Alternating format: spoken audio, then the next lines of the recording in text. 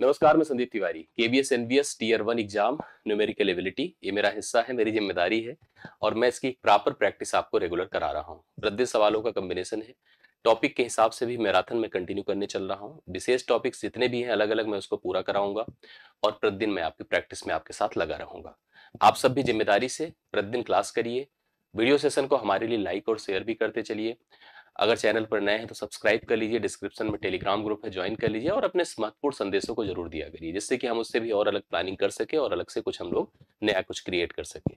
देर ना करते हुए लेकर चलता हूं आप सभी को आज के सेशन के पहले सवाल पर। सवालों का यह जो सेट होता है आपकी परीक्षा के हिसाब से बनाया गया है, आपके एग्जाम को देखकर बनाया हूं और ये आपके लिए बहुत ही महत्वपूर्ण होने वाला है, मैं आपको वादा करता हूं। पहले सवाल पर मैं आपको लेकर चलता हूं। पहला सवाल देखिए क्या है। सरलीकरण का एक शानदार सवाल है और सरलीकरण में कुछ बातें विशेष आपको ध्यान देना पड़ेगा, जैसे कि बॉडमास का रूल। तो बॉडमास कैसे काम करता है ध्यान दीजिएगा। BODMAS ना, बी का मतलब ब्रैकेट्स और ब्रैकेट्स में सबसे पहले छोटा, फिर मझला, फिर बड़ा। इस प्रकार से ब्रैकेट की प्रायोरिटी दी जाती है। पहले छोटा हल किया जाता है, फिर मझला, फिर बड़ा। ओ का मतलब होता है का, हालांकि इस सवाल में कहीं का नहीं है। का सेंस होता है आप का मतलब भी गुणा ही होता है। डी का मतलब आप सबको पता है भाग है। यम का मतलब गुणा है। ए का मतलब जोड़ है, ठीक है। और यस का मतलब घटाव। ये पूरी प्रायोरिटी होती है ऑपरेटर को यूज करने की, कैलकुलेशंस को करने की। अगर हम इस सवाल को करते हैं तो पहला काम हम इसका डिफरेंस करेंगे। डिफरेंस करिए। 14.5 से 13.5 निकलेगा तो 1 आएगा। ये ब्रैकेट के जब बाहर आएगा तो 5 इसको घटाएगा तो 4 हो पाएगा। ये भी जब ब्रैकेट के बाहर आएगा तो 7 इसको घटाएगा तो 3 आएगा। जब यह इसको घटाएगा तो 0 हो जाएगा। मतलब कुल मिला के ले देकर यही 15.5 आपका बचा रह जाएगा, जो इस सवाल का करेक्ट आंसर है और पहले विकल्प में आपको इसका आंसर देखने को मिल रहा है। तो कैलकुलेशन को भी देखा, आसान थी, केवल देखने में टफ था। बाकी आपके लिए बहुत ही इजी और आसान सवाल के रूप में है। आप इसको पहले सवाल का सही आंसर और सही प्रोसेस मानकर आगे बढ़ जाइए और आता रहे तो कमेंट करते चलिए, ये आपकी जिम्मेदारी है। अगला सवाल। जब एक संख्या को 216 से बढ़ाया जाता है, उस संख्या में मतलब 216 जोड़ा जाता है, करेक्ट है, तो वह स्वयं का 140% हो जाता है। वह संख्या स्वयं की 140% हो जाती है। वह संख्या हमसे पूछी गई कि एग्जैक्टली क्या है। देखिए ध्यान से, अगर एक संख्या है, मैंने उसको n माना, ध्यान दीजिएगा। n में अगर मैंने 216 बढ़ाया तो वह संख्या स्वयं की 140% हो गई।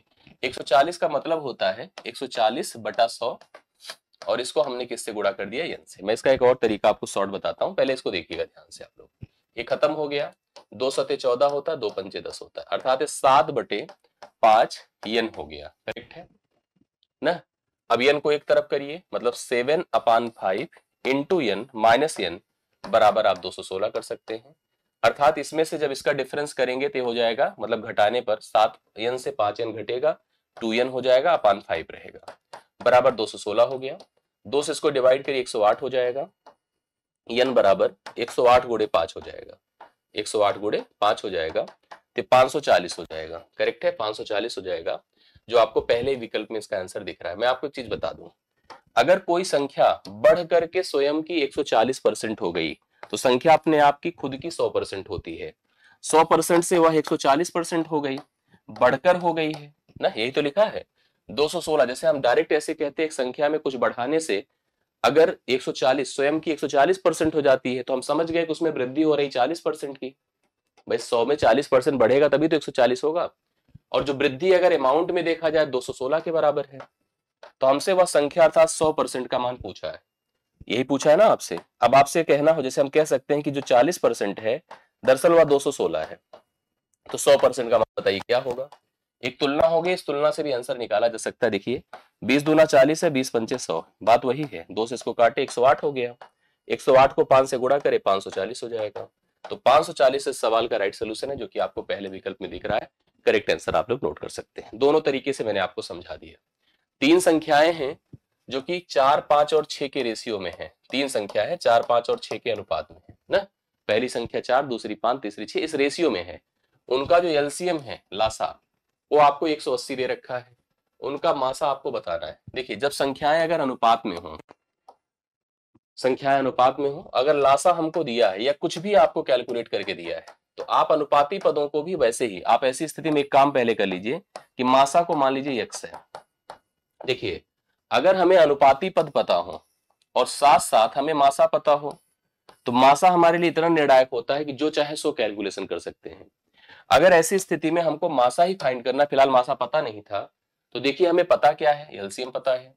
तो आप इन अनुपाती पदों का भी एलसीएम निकालिए। इन अनुपाती पदों का एलसीएम क्या होगा, 4 5 6 का, बोलिए 12 पंचे कितना हो जाएगा, जैसे अगर 6 और 4 का सोचिए तो 12, 12 पंचे 60, 60 हो गया। 60 को x से गुणा कर दें, कर दिया, बराबर आपका एलसीएम हो जाएगा 180। तो x का मान कितना हो जाएगा 3, 60 से भाग करिए 3, अर्थात एचसीएफ आपका 3 हो गया। 3 विकल्प में है डी में। अगर यहीं से आपसे पूछ लेता कि संख्याएं क्या है, संख्याएं अगर पूछ लेता तो आप क्या निकालते बताइए। ये जब मासा आ चुका है 3, 3 से प्रत्येक को गुणा कर दें, 3 चौके 12, 3 पचे 15 और 3 छंगे 18, ठीक है, ये इनका ये संख्याएं हो जाती। अगर हमसे पूछता जोड़ क्या है, तो तीनों को जोड़ करके 3 से गुणा कर देते, ठीक है। जो भी पूछेगा हम कैलकुलेट कर सकते। फिलहाल उसने हमसे केवल मासा पूछा था, तो मासा हमने डी विकल्प बता दिया, 3 आ रहा है करेक्ट आंसर तीसरे सवाल का, ठीक है। चलिए चौथे पर आइए। एक पार्टी में 55 लोगों को आमंत्रित किया गया, 55 लोगों को बुलाया गया पार्टी में। प्रत्येक व्यक्ति को 200 मिलीलीटर जूस परोसना है, जूस रखा गया 200 मिलीलीटर सबको देना है, करेक्ट है। मतलब 200 मिलीलीटर का एक कंटेनर, छोटा छोटा डिब्बा या बॉक्स, बोतल कह दी, छोटी छोटी बॉटल्स आती है, सबको देना है। पार्टी के लिए कितने लीटर जूस की आवश्यकता होगी, अर्थात कितने लीटर जूस टोटल खरीदा जाए। अगर 55 लोग हैं और सबको 200 मिलीलीटर देना है, तो 55 गुणे 200 कर दीजिए, 55 दूना 110 होता है, 2 जीरो और बढ़ जाए, इतने मिलीलीटर दूध की जूस की आवश्यकता है। लेकिन सारे ऑप्शन, सारे विकल्प लीटर में हैं, तो हमको एक जानकारी है, क्या जानकारी ये है कि जो 1000 ml होता है, दरअसल इसका सिस्टम है millilitre, milli centi deci litre, milli centi deci litre, deca, hecto, kilo, ठीक है। फिलहाल यहां जाने की जरूरत नहीं, क्योंकि हमें मिलीलीटर को लीटर में ही कन्वर्ट करना है, छोटी यूनिट को बड़ी में लाना है। 1 लीटर बराबर 1000 मिलीलीटर होता है, उसी तरह से 1000 मिलीलीटर को आप 1 लीटर कह दीजिए। और हमारे पास कितने मिलीलीटर है, 11000 है। अब इसको कन्वर्ट करिए, 3 जीरो खत्म हो, 11 को गुणा करिए, 11 लीटर, अर्थात टोटल 11 लीटर जूस की आवश्यकता होगी। तब आप वह अपने 55 गेस्ट को उस 200 मिलीलीटर के हिसाब से जूस परोस सकेंगे। बी ऑप्शन इसका राइट सोल्यूशन, चौथा डन होता है। पांचवें पर आए। निम्न कथनों पर विचार कीजिए। कथन बहुत शानदार शानदार है, देखिए कौन क्या सही होता है, मैं आपको कंफर्म करता हूं। सभी अभाज्य संख्याएं विषम संख्या होती हैं, बोलिए सही है। सभी अभाज्य संख्याएं विषम संख्या होती है। तो अभाज्य शुरू होगा 2 से, फिर 3 है, फिर 5 है, फिर 7 है, ये अभाज्य है। सारे अभाज्य विषम तो होते हैं, लेकिन पहला अभाज्य सम होता है।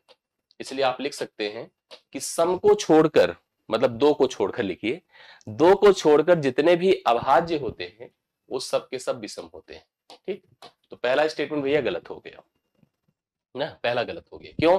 क्योंकि इसने कहा, अगर ये कहता कि 2 को छोड़कर सभी अभाज्य विषम होते हैं तब तो सही हो जाता, लेकिन इसने कहा सभी अभाज्य विषम होते हैं, तो हम गलत कर रहे हैं, क्योंकि सभी अभाज्य विषम नहीं होते हैं, क्योंकि पहला ही अभाज्य एक सम संख्या होता है। अगला लिखा है 1 अंक वाली केवल 5 अभाज्य संख्याएं। अब 1 अंक का मतलब 0 से लेकर 9 तक, तो 2 है, 3 है, 5 है, 7 है। इसके बाद अगला अभाज्य 11 है। इसने कहा कि 1 अंक वाली केवल 5 है, तो गलत बोल रहा है, क्योंकि 1 अंक की तो 4 ही अभाज्य होती हैं, ये भी गलत हो गया। अभाज्य संख्याएं अपरिमित रूप से अनेक होती है, ये सही है, क्योंकि अभाज्य की कोई काउंटिंग नहीं है। आप ऐसे लिखते जाइए लिखते जाइए, एंडलेस है, मतलब अंत तक चलता जाएगा। अगर इसने कहा अपरिमित रूप से अनेक है, तो एकदम सही कह रहा है, ठीक है। अभाज्य संख्याओं के केवल 2 गुणनखंड होते हैं, एकदम सही बात है, क्योंकि कोई भी संख्या अगर अभाज्य, इनमें से कोई भी उठा लीजिए, तो इसके केवल 2 गुणनखंड होंगे, एक 1 होगा और दूसरा वह खुद नंबर स्वयं होगा। कोई भी संख्या, अभाज्य की परिभाषा ही होती है कि उसके पास गुणनखंड 2 से, मतलब 2 के ही बराबर हो, ना 2 से कम हो ना 2 से ज्यादा हो। तो इसके लिए सही कौन हुआ, सही हुआ हमारा तीसरा। इसने हमसे सत्य पर बोला था, उपर्युक्त में कौन से सही है, सही पूछ रहा है, तो तीसरा सही है और चौथा सही है, करेक्ट है। तीसरा और चौथा जो आपको मिलेगा सी विकल्प में, तो सी ऑप्शन इसका राइट सोल्यूशन है। तीसरा और चौथा सही है, बाकी ऊपर के दोनों स्टेटमेंट गलत है। अगले सवाल पर आइए। राकेश के पास विभिन्न क्षमताओं के 4 डिब्बे हैं, अलग अलग उसके पास 4 डिब्बे हैं। वे 10 किलोग्राम 900 ग्राम, ठीक है, 16 किलोग्राम 300 ग्राम, 12 किलोग्राम 700 ग्राम और 18 किलोग्राम 100 ग्राम धारण कर सकते हैं। सभी 4 बक्सों में कितने ग्राम भंडारित किया जा सकता है, कितने ग्राम भंडारित किया जा सकता है। अब ग्राम का मतलब अमाउंट की बात कर रहा है। आइए, सबको पता है कि 1 किलोग्राम जो होता है वह 1000 ग्राम होता है, 1000 ग्राम होता है। तो आप ऐसे बना दे किलोग्राम, ध्यान दीजिएगा, ऐसे हम लोगों ने बहुत सवालों को फेस किया होगा स्कूल के स्तर पर। ग्राम है, किलोग्राम है, ठीक है, किलोग्राम है और ग्राम है। हमने देखा क्या कैसे स्थिति है, समझिएगा, ठीक है। 10 किलोग्राम 900 ग्राम, यहाँ 10 लिखा, यहाँ 900 लिखा, ठीक। 16 किलोग्राम 300 ग्राम, ये भी सही है। 12 किलोग्राम 700 ग्राम, ये भी सही है। और 18 किलोग्राम 100 ग्राम। आप इनको अलग जोड़ लीजिए, इनको अलग जोड़ लीजिए। आइए जोड़िए, जोड़िए, कितना होता है, 10 10 20 10 30 10 40, 8 48 2 50 6 56, ये 56 हो गया। 56 किलोग्राम तो यही, 8 2 10 6 16, करेक्ट। इसको देखिए, 9 3 12 7 19, 19 1 20, 200, यहाँ पर 2000 ग्राम हो जाएगा। अब जब आपको पता है कि 1000 में 1 किलोग्राम, तो 2000 में 2 किलोग्राम हो जाएगा। 2000 ग्राम बराबर 2 किलोग्राम हो गया ना। और इधर ऑलरेडी 56 था, 56 में 2 और जोड़ दीजिए, टोटल मिला के 58 किलोग्राम वेट आएगा। 58, सभी चारों डिब्बों में जो भंडार इकट्ठा हो सकता है वो टोटल 58 किलोग्राम का भंडार इकट्ठा हो सकता है, करेक्ट है। एक वर्ग का क्षेत्रफल, वर्ग है, वर्ग मतलब आपका यह फिगर वर्ग कहलाता है, ध्यान देना इस बात को। ए वर्ग है जिसकी सभी भुजाएं क्या होती हैं, बराबर होती हैं, सभी भुजाएं बराबर होती हैं। इसका एरिया जो होता है भुजा का स्क्वायर होता है, एरिया। अब इसका क्षेत्रफल हम लोग को दे रखा है 16x square plus 40x plus 25 वर्ग इकाई है। हमको इसका परिमाप पता करना है। परिमाप जो होता है वो भुजा 4 गुणे भुजा होता है, 4 गुणे क्या होता है, भुजा होता है, ठीक है। तो इसके लिए हमें क्या करना होगा, हमें सबसे पहले भुजा निकालनी होगी। इसके लिए हमें इसका वह मान पता करना होगा जिसका वर्ग ए है, मतलब इसको हमें परफेक्ट स्क्वायर के फॉर्म में कन्वर्ट करना होगा।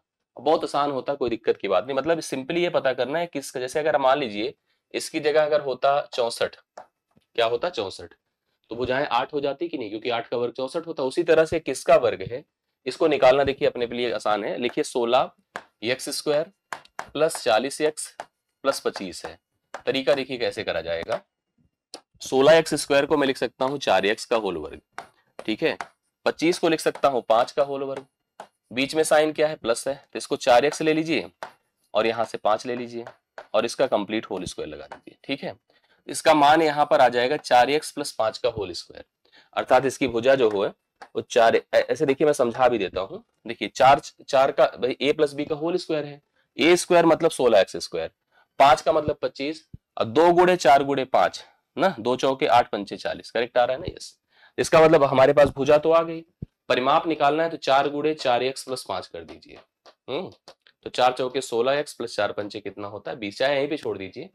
और या हम कुछ और छोड़ सकते, देखिए हमारे पास विकल्प के रूप में 4 तो है नहीं बाहर किसी के साथ ना, हमारे पास देखिए भुजा तो हमारी आ गई। वर्ग का परिमाप हमसे पूछ रहा था ना, वर्ग का परिमाप पूछ रहा था। इनके हिसाब से अगर मैं इसको 2 कर दूं, 2 कर दूं तो 2 का गुणा अंदर हो जाएगा, मतलब ये 4 दूना 8x हो जाएगा और 5 दूना 10 हो जाएगा। अर्थात यहाँ पर डी विकल्प इसका राइट सोल्यूशन आपको देखने को मिलेगा, जो ऑप्शन नंबर डी में है और सही आंसर इसका बन जाएगा। तो 7वां सवाल डन होता है। 8वें पर आइए।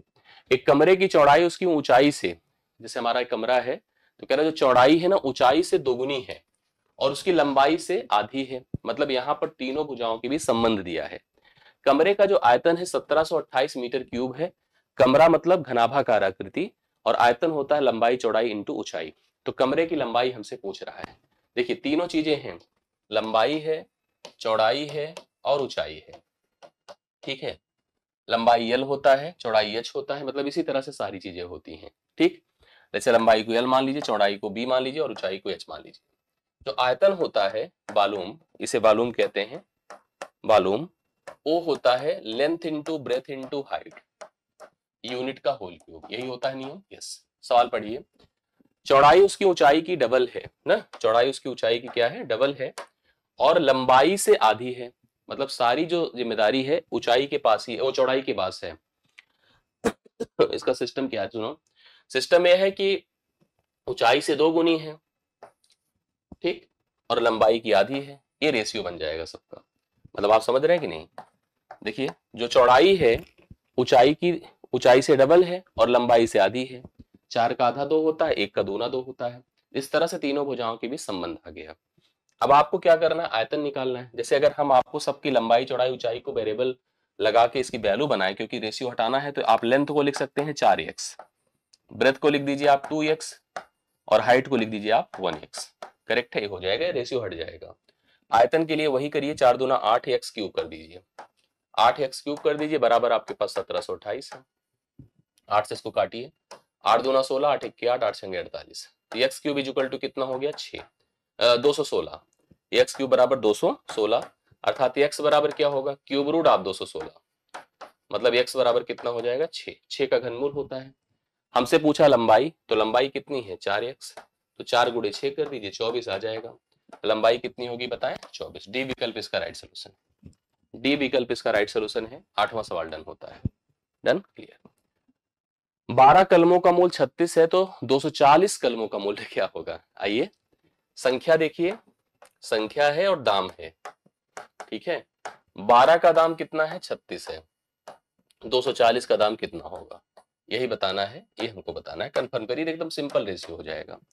12 दूना 24, 20 का गुणा करिए, 36 दूना 720, 720 राइट सोल्यूशन बी विकल्प होगा। आप लोग नोट कर सकते हैं, करेक्ट आंसर बन रहा है।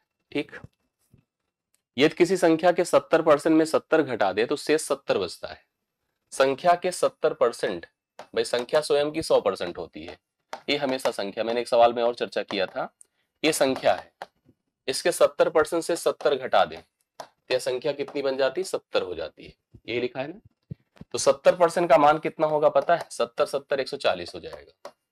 अब संख्या पूछ रहा है तो 100% पूछ रहा है, तो 100% का मान क्या होगा, परसेंट परसेंट से हटा, 70 दूना 140 होता है, 100 दूना 200, अर्थात वह संख्या कितनी है 200। संख्या कितनी है 200। पहला विकल्प आपका राइट सोल्यूशन है। आप लोग इस सवाल को हल कर लीजिए, कंफर्म हो गया। इस तरह से सेशन भी आपका डन हो गया। 10 सवालों के लिए मैंने यहाँ पर टारगेट किया है, 10-10 सवाल की कनेक्टिविटी डेली बनाइए, और इसी हिसाब से आगे हम थोड़ा सा समय लेकर के 20-20 सवालों के सेट पे आ जाएंगे। अभी के लिए इतना ही। थैंक यू सो मच, धन्यवाद सभी को। सेशन कैसा लगा कमेंट करके बताइए, जुड़े रहिए, प्रतिदिन रेगुलर करिए। Thank you so much.